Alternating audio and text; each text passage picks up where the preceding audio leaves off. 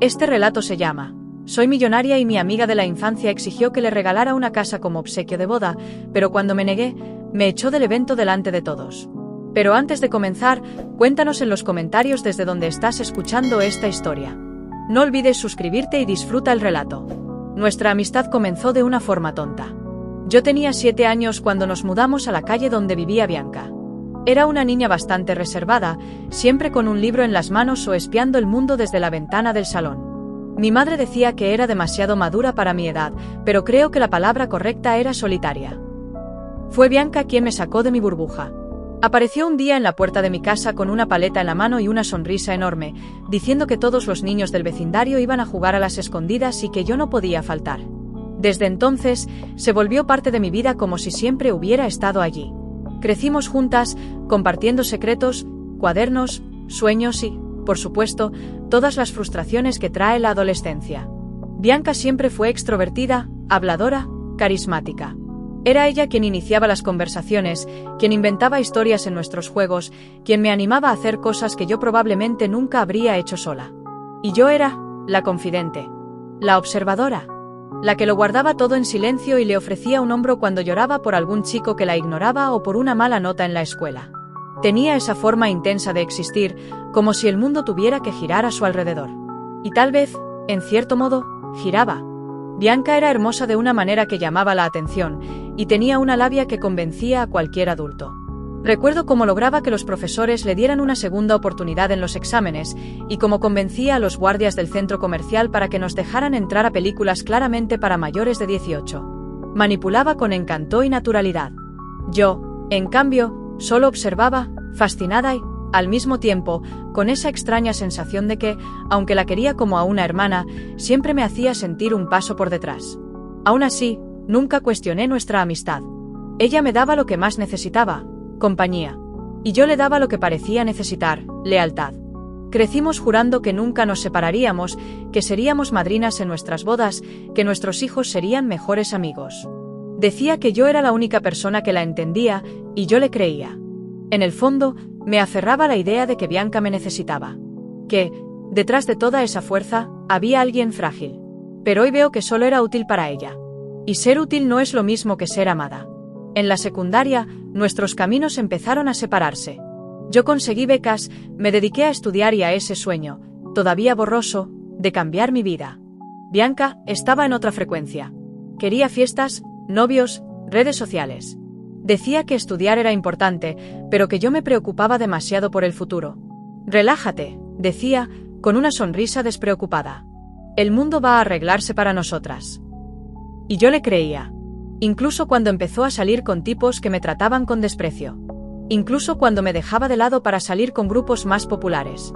Incluso cuando me hacía sentir invisible. Siempre volvía. Siempre pedía perdón. Decía que yo era especial. Y yo la perdonaba. Porque, para mí, Bianca era familia. Después de la secundaria vino la ruptura silenciosa. Yo entré en una universidad pública fuera del estado, con una beca completa, y me fui con una maleta y un montón de miedo. Bianca se quedó. Dijo que intentaría hacer algo allí. Probó con el maquillaje, luego quiso ser influencer.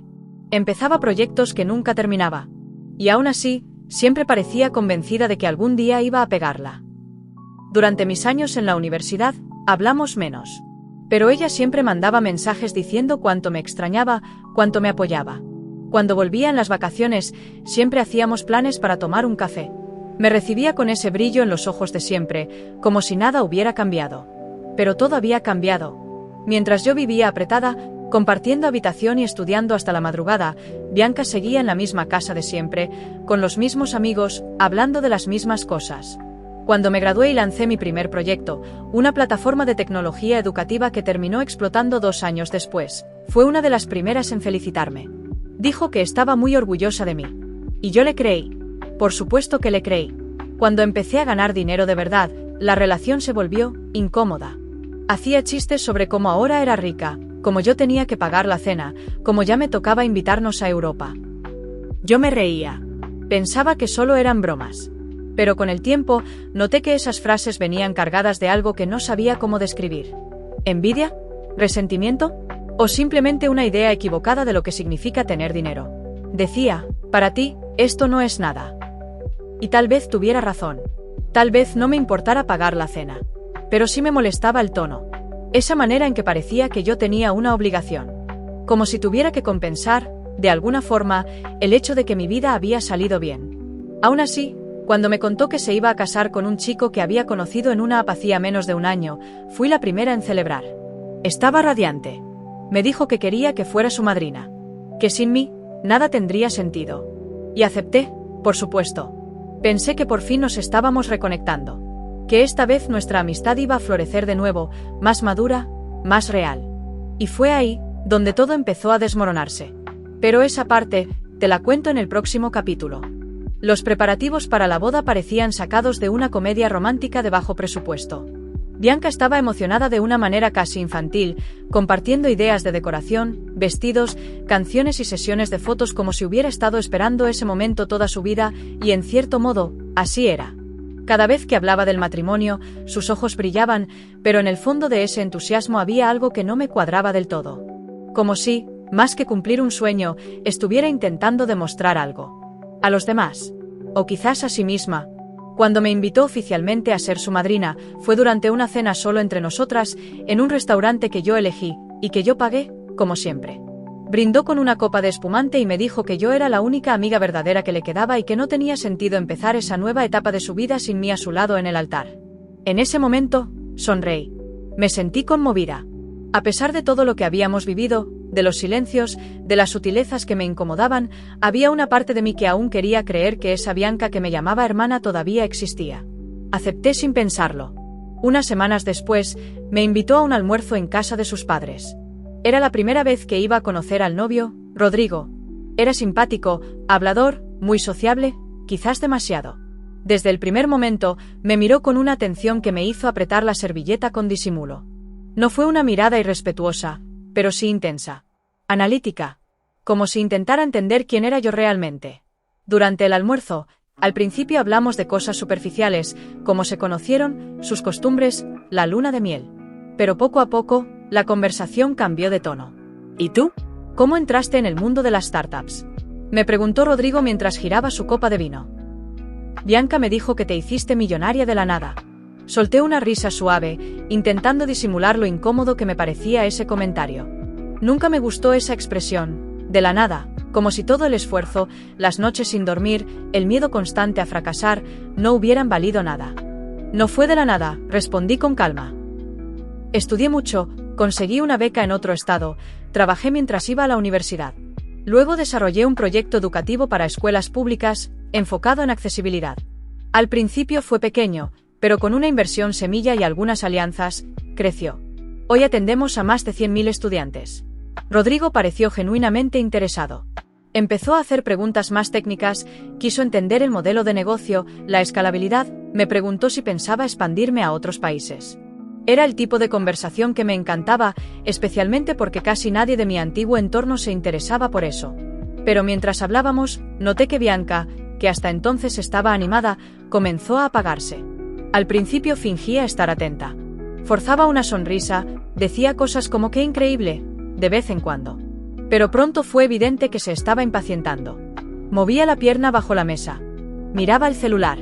Cortaba el tema con comentarios aleatorios que no tenían nada que ver. «Amor, ella trabaja demasiado, ¿no?», dijo en tono de broma, pero con un veneno muy sutil. Yo no podría ni levantarme temprano todos los días, mucho menos montar una empresa. Rodrigo se rió, pero no dijo nada. Solo me miró con ese tipo de mirada que observa más de lo que expresa. Y entonces, durante el postre, soltó. «Me impresiona mucho tu historia. De verdad. Construiste todo desde cero. Es admirable. Hay mucha gente que nace en cuna de oro y no hace ni la mitad de eso». El comentario, aunque bien intencionado, fue la chispa que encendió el malestar de Bianca de forma definitiva. Rió, pero fue una risa seca, sin alma. «Sí, ¿no? Hay personas que nacen con estrella. Siempre digo eso de ella», dijo dándome un golpecito en el hombro. «Nació para ganar. Yo, en cambio, estoy luchando solo para pagar el catering de la boda. Y eso que el novio no es rico». Intentó sonar graciosa, pero su tono fue agrio. Rodrigo trató de suavizar la tensión con un chiste, pero yo ya lo había entendido todo. Esa noche, volviendo a casa, sentí una incomodidad difícil de describir. Durante años quise creer que mi éxito no afectaría nuestra amistad, que ella realmente se alegraba por mí. Pero en ese almuerzo, fue como si por unos segundos, la máscara se cayera. Y vi en sus ojos algo que nunca antes había visto tan claro: envidia. Y quizás, un poco de celos. No por Rodrigo, sino por lo que yo me había convertido. Lo que yo no sabía, era todo lo que aún estaba por venir. Los meses previos a la boda fueron, como mínimo, una prueba de resistencia emocional. Cada semana surgía un nuevo drama, una nueva exigencia, una idea aún más exagerada que la anterior. Bianca se sumergió en el mundo de las novias como si fuera una religión, y por más que intentaba mantener una actitud positiva, poco a poco empecé a sentirme como una actriz secundaria en una obra que no había elegido y que, sinceramente, ya no quería protagonizar. Apenas oficializaron el compromiso, creó un grupo de WhatsApp con el nombre Team de la novia con velo anillo corazón brillante, donde añadió a todas las damas de honor, incluyéndome a mí. Desde la descripción del grupo: nada de quejas, todo por el sueño de Vivi. Ya supe que venía algo pesado. No tardó en aparecer la primera batería de documentos. Bianca compartió 3 hojas de cálculo de Google. Una con tareas de apoyo, donde una debía sostener la cola del vestido, otra tenía que revisar que su cabello estuviera siempre perfecto, otra vigilaba el maquillaje, otra con los detalles de la despedida de soltera en Bucios. Sí, todas debíamos pagar nuestro transporte, hospedaje y además dividir el costo de un pastel temático de $1,300. Y por último, la famosa lista de regalos. Pero no era una lista cualquiera. Era una colección de caprichos. Un catálogo de lujo. Refrigerador con 5 puertas. Sofá modular de 12 plazas. Alfombra persa original. Freidora de aire inteligente con comando por voz. Cama king con cabecera tapizada. Televisor de 85 pulgadas. Robot aspirador. Todo, literalmente todo, costaba más de 2.000 reales. Uno de los enlaces llevaba a una vajilla francesa de casi 5.000. Otro, a una cava de vinos empotrada. Una de las chicas bromeó en el grupo. ¿Y los cubiertos comunes, dónde están? Jajaja. Bianca respondió de inmediato. Ay, chicas, ustedes saben que ya tenemos lo básico. Esta lista es para quienes quieran invertir de verdad en nuestro futuro. El que no pueda, que de lo que le dicte el corazón rojo. Ese tono, pasivo-agresivo envuelto en corazoncitos. Y yo, por dentro, ya sabía perfectamente a quién iba dirigido ese mensaje. No me lo había dicho directamente, pero estaba claro. La amiga rica. La que puede todo. Ella esperaba que yo regalara el ítem más caro de la lista. Que me luciera. Que la gente dijera, ¡wow, qué regalo! Que pagara, como siempre, por ocupar ese espacio que ella misma me asignó. Pero esta vez, no. Le escribí por privado. Vi la lista, Bianca. La verdad, no me sentí cómoda con los valores. Estoy aquí para celebrar con ustedes, no para amueblar su casa con mi cuenta. Espero que lo entiendas. Tardó unos minutos en contestar. Y cuando lo hizo, fue breve, cortante. Wow, no esperaba eso de ti. Pensé que eras la última persona que se fijaría en el precio. Pero bueno, cada quien ayuda como puede. Y como quiere. Como quiere. La frase me quedó resonando como un eco. Desde entonces, el grupo se volvió más frío, más indirecto. Algunas chicas comenzaron a dejar comentarios sutiles sobre quién estaba comprometida y quién ni opinaba en nada. Incluso una preguntó, en tono sarcástico, si todas iban a cooperar para el aire acondicionado split de la suite matrimonial. Yo guardé silencio. Literalmente y emocionalmente. Ya no era una amiga más. Era una cuenta bancaria con vestido. La semana del casamiento, pensé seriamente en renunciar. Pero algo en mí, quizás una mezcla de nostalgia, orgullo o simple dignidad, me hizo quedarme. Tal vez una parte de mí todavía quería creer que, el día de la boda, ella vería quien realmente había estado siempre ahí. No por interés, no por estatus, sino por cariño, por historia, por amor. El gran día llegó. La ceremonia sería en una finca alquilada en la sierra, con decoración rústico chic, food trucks gourmet, barra de cócteles personalizada y hasta un panel LED gigante con las iniciales de los novios. Llegué temprano, como se nos pidió. Vestido del color exigido. Maquillaje impecable. Cabello recogido. Sonrisa forzada. Bianca estaba radiante. Eso no lo puedo negar. El vestido le quedaba perfecto, el peinado era elegante, el maquillaje impecable. Pero su mirada no era la que yo recordaba. No brillaba. Era tensa. Fría. Lejana. Como si en vez de disfrutar, estuviera evaluando quién cumplía y quién no. Durante el making of, apenas me dirigió la palabra. No me incluyó en ninguna charla íntima. Era como si estuviera, pero invisible. Y justo antes de mi entrada como dama de honor, me miró de reojo, sonrió apenas y murmuró: «Espero que, al menos hoy, estés realmente presente». Un golpe disfrazado de amabilidad. No respondí. Solo respiré y caminé. En el altar, traté de mantener la compostura. Pensé en la niña que me regaló una paleta y me sacó de la soledad. En las risas, en los secretos de adolescencia. En todo lo que fuimos. Porque lo que éramos ahora, ya no se podía llamar amistad. Pero lo peor, estaba por venir. Ya en la fiesta, tras los discursos, el vals y las fotos, Bianca tomó el micrófono. Agradeció a todos, con lágrimas y emoción. Y luego, una por una, fue nombrando a las damas de honor. Subieron al escenario. A todas les dedicó palabras dulces. Hasta que llegó mi turno. Y por último, mi dama más reservada, dijo, mirándome directamente.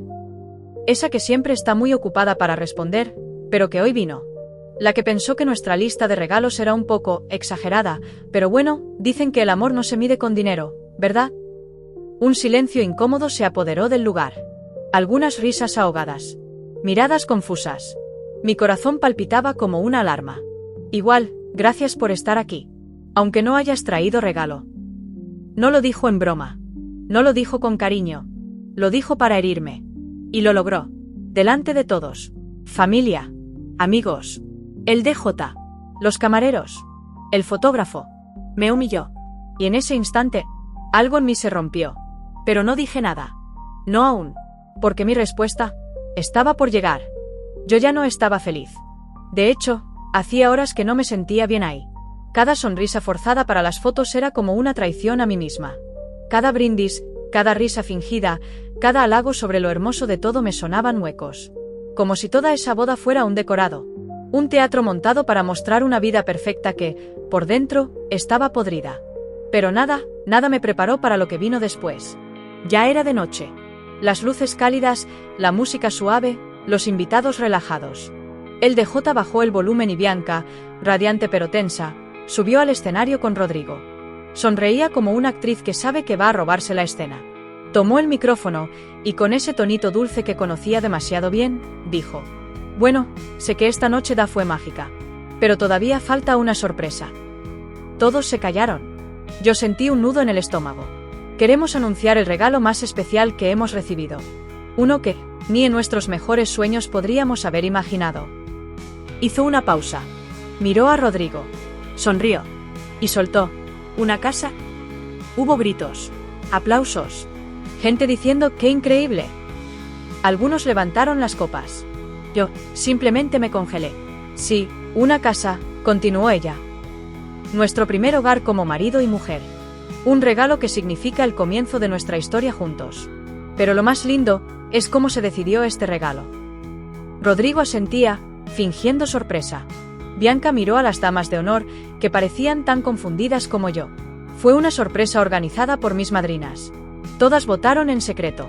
Todas eligieron, en silencio, a la persona que más podía contribuir. Y la elegida fue. Me miró directo, con esa expresión que mezclaba burla con satisfacción. Y dijo: nuestra queridísima madrina millonaria. Todo el mundo me miró. Algunos aplaudieron. Otros grababan. Yo, no podía moverme. Gracias a ti, continuó, vamos a tener un hogar. Es más de lo que esperábamos, y jamás lo vamos a olvidar. Un aplauso para ella. Yo no sabía si llorar, gritar o desaparecer. Sentía los ojos de todos encima. Los cuchicheos. Las suposiciones. Y entonces me levanté. Fui hasta el escenario. Pero no para sonreír. Ni para abrazar. Sino para ponerle fin a esa locura. Tomé el micrófono de su mano. Y dije, con la voz más firme que me salió: yo no regalé ninguna casa. Silencio. Murmuros. Rodrigo frunció el ceño. Bianca se quedó inmóvil. Nadie me preguntó. Nadie me consultó. Nadie me avisó. Y sinceramente, me parece una falta de respeto que alguien asuma que, por tener dinero, estoy obligada a hacer semejante regalo. Bianca intentó reír, como si fuera parte del show. Ay, amiga, es simbólico, era una manera de homenajearte. Simbólico sería una placa, una carta. No una casa. Yo no soy madre de nadie. No vine a financiarle la vida a nadie. Si quieren una casa, trabajen. Así como yo trabajé, así como yo me rompí el alma. Yo no soy un cajero automático con tacones. Soy una persona.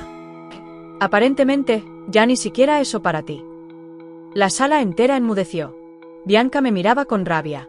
Me arrebató el micrófono. Y explotó. Eres una egoísta. Siempre te creíste superior. ¿De qué sirve todo tu dinero si no puedes compartir con tus verdaderas amigas? Tú no eres amiga de nadie. Eres una egocéntrica con aires de reina. Mucha gente sacó el celular. Vi al menos 3 grabando. Yo ya no tenía vergüenza. Solo una calma fría. Lárgate de mi boda, gritó ella. Fuera, estás despedida de mi vida. Desaparece con tu superioridad. Alguien me abrió paso. Otro murmuró un qué papelón. Yo no lloré. No me quebré. Tomé mi bolso y salí caminando. La música volvió. Las luces siguieron. Pero yo me fui con la cabeza en alto. Y en el coche, mientras me alejaba de ese circo, sentí algo nuevo. Libertad. Una furia serena. Y la certeza de que eso no se iba a quedar así. Porque si algo aprendí en todos esos años, es que yo no grito. Yo no humillo. Pero cuando devuelvo el golpe, lo hago de forma que no se olvidan nunca. Y ahora, era mi turno. Mi respuesta. Mi justicia. Pensé que todo terminaría ahí. Que esa humillación pública, esa exposición deliberada frente a todos, sería el último capítulo de una amistad que, en el fondo, ya estaba muerta desde hacía tiempo. Pero el mundo no funciona así. No cuando hay teléfonos grabando. No cuando las redes sociales están hambrientas de historias reales, con escándalos, arrogancia y un buen toque de venganza. A la mañana siguiente de la boda, me desperté con decenas de mensajes. Algunos de amigas de la infancia que habían visto los vídeos, otros de números que ni siquiera tenía guardados. Lo que comenzó como algunas muestras de apoyo se convirtió rápidamente en una tormenta. En TikTok, un vídeo del momento exacto en que Bianca me echa ya superaba las 400.000 vistas antes del mediodía. El título era directo: novia expulsa a su madrina rica por no regalarle una casa. Y los comentarios eran una avalancha de indignación. ¿Cómo que quería una casa? ¡Qué descaro! Eso no es amistad. La madrina fue demasiado elegante. Yo le hubiese vaciado el trago en el vestido. Ella no quería una amiga, quería una financiera. En Instagram comenzaron a circular capturas del grupo de WhatsApp de las damas de honor.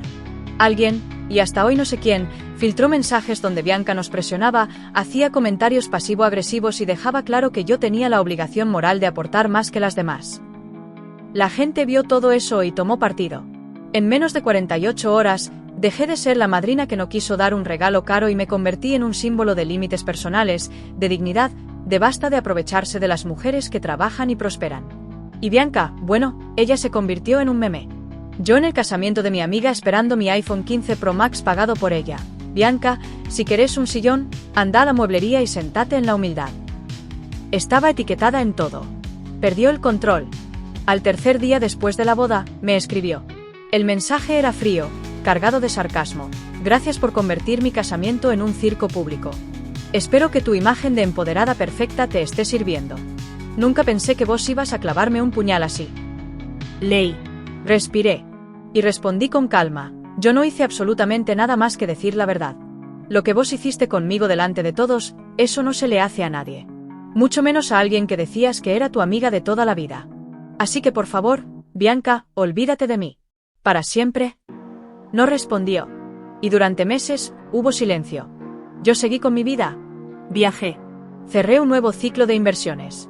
Fui invitada a podcast, charlas, entrevistas sobre límites, relaciones abusivas y amistades tóxicas. Y lo mejor de todo, encontré paz. Real. Hasta que apareció él. Rodrigo. El marido. Su mensaje llegó de forma inesperada, como si nada. Un mensaje directo en Instagram, desde una cuenta cerrada. Sin foto de pareja. Solo decía, hola. No sé si debería estar escribiéndote, pero quería pedirte disculpas. Todo eso, se fue de las manos. Y nunca estuve de acuerdo con cómo te trató. Espero que estés bien. Me quedé unos minutos mirando la pantalla. Dudé. Pensé en ignorarlo. En bloquearlo. Pero algo en mí, esa parte que no olvida, abrió el mensaje. Le respondí días después, cortante, estoy bien. Y sí, fue demasiado. Él siguió escribiendo. Conversamos, con cierta prudencia. Me dijo que Bianca estaba obsesionada con la imagen. que el matrimonio no era ni de cerca lo que mostraban en las redes, que detrás de las fotos perfectas había gritos, presión, manipulación. Y ahí fue cuando vi la grieta, la fisura, la oportunidad, no para reconciliarme, sino para hacer justicia. Empecé a responder con más frecuencia, con tono amable, distante, pero receptiva. Él empezó a contar cosas, a desahogarse, que ella controlaba todo, que ni siquiera podía hablar con su familia sin que ella revisara los mensajes, que mentía sobre todo, incluso sobre mí. Ella vive obsesionada con vos. Se la pasa vigilando quién le da me gusta a tus publicaciones. Dice que siempre fuiste envidiosa, pero yo ya no le creo nada. Cada nuevo mensaje era una pieza más. Me contaba cómo trataba mal a las empleadas domésticas, cómo manipulaba a la madre de él, cómo inventaba historias sobre gente que ya no la aguantaba. Y yo escuchaba, anotaba, esperaba, porque no quería solo dejarla atrás. Yo quería que sintiera el mismo veneno que ella destiló hacia mí. No con escándalos, no con gritos, sino con consecuencias. Y Rodrigo me estaba dando todo. Cada palabra, cada confesión, cada grieta. Pero el plan todavía estaba en construcción. Ella me expuso frente a 200 personas. Me trató como si no valiera nada. Me usó como palco, como objeto, como piñata pública. Ahora era mi turno. Y cuando llegara el momento, ella iba a entender que hay personas que simplemente se alejan y otras que regresan. Más fuertes. Y con cuentas que saldar. Una noche, después de una conversación más con Rodrigo, tuve una idea. Hasta entonces, había escuchado todo. Sus quejas, sus desahogos, sus confesiones. Parecía sincero, vulnerable, decepcionado. Pero había algo que no cuadraba. Decía que Bianca era controladora, que el matrimonio estaba destruido, que no la aguantaba más. Pero seguía ahí. Y más aún, se me acercaba cada vez más, con palabras que empezaban a cruzar límites. Siempre fuiste especial, ella nunca te valoró, si te hubiera conocido antes. No soy ingenua. Ya conocía ese tipo de discurso. Y entonces lo entendí, el matrimonio de ellos no estaba tan mal como él decía. Él simplemente quería acercarse a mí. Seducirme. Ponerme como la mujer ideal, la alternativa perfecta a su vida con Bianca. Y ahí, vi la oportunidad. No solo de vengarme de Bianca por la humillación pública, sino de hacer que lo viera con sus propios ojos. Que se enfrentara a la verdad. Y que la caída viniera no por mis palabras, sino por los actos de su propio marido. Continué la conversación con él. Respondía amable, sin exagerar, dejándolo hablar, dejándolo mostrarse. Y funcionó. Cada vez más directo. Me llamaba hermosa. Me decía que pensaba en mí. Hasta que, un día, lo soltó. ¿Nos vemos? Solo para hablar. Sin compromiso. Respondí con calma. Le dije que quizás, pero en un lugar más discreto. Sin dudarlo, dijo, hay un motel cerca del centro. Tranquilo. Paso a las 6. Le tomé capturas de pantalla. Todas. Con fecha, hora, cada frase. También guardé los mensajes donde hablaba mal de Bianca, donde la trataba de falsa, donde decía que su matrimonio era una farsa. Armé un correo anónimo. Destinatario, Bianca. Asunto, mira con tus propios ojos. En el cuerpo del mensaje, puse, marcó encuentro con otra en el motel Onyx. Hoy, a las 18 hs. Vos decidís si querés saber la verdad. Y adjunté las capturas. Sin firma. Solo, alguien que sabe lo que se siente que te mientan. Me fui antes. Me estacioné en una estación de servicio frente al lugar. Con lentes oscuros, gorra, campera. Dejé el celular preparado. Cámara lista. A las 5:57, ella llegó. Sola. Con cara de piedra. Mirada dura. Celular en mano. Entró con paso firme, directo a recepción. Sabía que lo había leído todo. Y si estaba ahí, era porque iba a enfrentar la verdad. A las 6:03, llegó él. Bajó del auto ajustándose la camisa, con esa expresión estúpida de quien cree que va a cumplir una fantasía. Entró tranquilo, sin imaginar, hasta que la vio. Ella parada en el pasillo, brazos cruzados, esperándolo. Él se quedó helado. Ella, no. Caminó hacia él. Lo empujó. Le gritó. Le mostró el celular. ¿Pensás que soy estúpida? ¿Pensás que no me entero? Él intentó explicarse, pero cada palabra era interrumpida por otro grito, otro empujón, otro insulto. ¿Vos marcás con otra en un motel, con ella, después de lo que hiciste en mi boda? La escena fue brutal. Gente mirando. Un empleado llamando discretamente a seguridad. Y yo, del otro lado de la calle, grabando todo. Sin temblar. Sin remordimiento. A la noche, subí el vídeo. Cuenta anónima. Título: Del altar al motel. El fin del matrimonio más hipócrita. En segundos se viralizó. Los comentarios no tardaron. ¿La misma del vídeo de la casa? Jajajaja, ahora sí que tiene donde vivir sola. Rodrigo, rey de los tontos. Bianca cosechando lo que sembró. En menos de un día, Bianca borró todas sus redes. Rodrigo también. Pero ya era tarde. La historia estaba ahí. Viva. Compartida. Comentada. El divorcio fue inmediato. Sin división de bienes.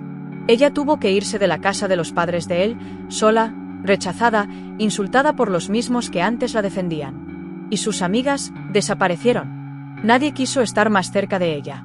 Se quedó sin esposo, sin círculo social, sin reputación. Y lo peor, sin poder borrar lo que ella misma ayudó a construir. Porque la Internet no olvida. Yo no volví a hablar con ninguno de los dos. No me hizo falta. Solo guardé el vídeo original. No para volver a publicarlo, sino para recordar que la verdadera venganza no necesita violencia. Solo paciencia, precisión y verdad. Bianca me destruyó en público. Yo solo la dejé caer. Y el mundo la vio estrellarse. Pasaron meses. La tormenta se calmó, los vídeos dejaron de circular con fuerza, las redes sociales encontraron nuevos escándalos que consumir, como siempre. Pero yo seguía en paz. No porque me hubiera vengado, sino porque por fin había cerrado un ciclo que debía haber terminado mucho antes. La supuesta amistad que teníamos ya no existía desde hacía años. Lo que quedaba era una cadena de exigencias, de comparaciones, de expectativas envenenadas. Y cuando eso desapareció, sentí alivio. Profundo. Tranquilo. Volví a mi vida. A mi rutina. A mis días sin drama. Hasta que, de la nada, reapareció. Bianca. La misma. Sola.